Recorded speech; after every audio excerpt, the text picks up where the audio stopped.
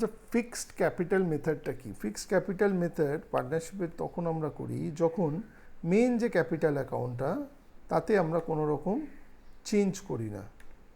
ঠিক আছে, main capital অ্যাকাউন্টে কিছু চেঞ্জ হবে না, আমরা একটা কারেন্ট অ্যাকাউন্ট বানাবো, তাতে যত রকমের অ্যাডজাস্টমেন্ট আছে সব হবে। তাহলে ফিক্সড ক্যাপিটাল অ্যাকাউন্ট, যে মেন ক্যাপিটাল অ্যাকাউন্ট, সেটা যখন বানাবো সেটা কীরকম হবে? তাহলে পার্টনার্স ক্যাপিটাল অ্যাকাউন্ট বানাবো, একটা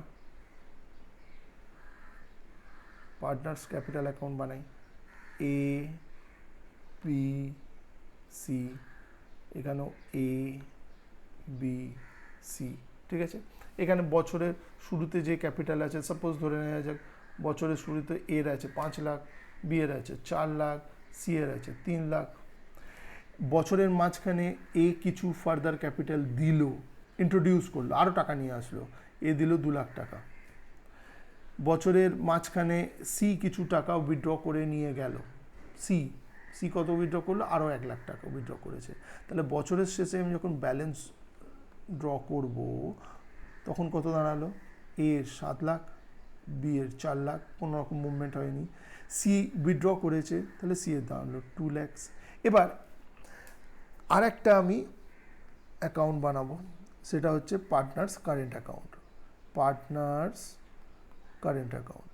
তো পার্টনার্স কারেন্ট অ্যাকাউন্টে কী করবো না, পার্টনার্স কারেন্ট অ্যাকাউন্টে সেম মানে এ বি সি, এখানেও এ বি সি করব, দিয়ে ইন্টারেস্ট অন ড্রয়িং এদিকে থাকবে, interest on capital, interest, partner salary, partners commission, সব অ্যাডজাস্টমেন্ট এখানে হবে, সব অ্যাডজাস্টমেন্ট। মানে মেন যে ক্যাপিটাল অ্যাকাউন্টটা সেটা শুধু ক্যাপিটাল ইন্ট্রোডিউস আর ক্যাপিটাল উইথড্র অ্যাডজাস্টমেন্ট, বাকি সব অ্যাডজাস্টমেন্ট চলে আসবে পার্টনার্স কারেন্ট অ্যাকাউন্টে।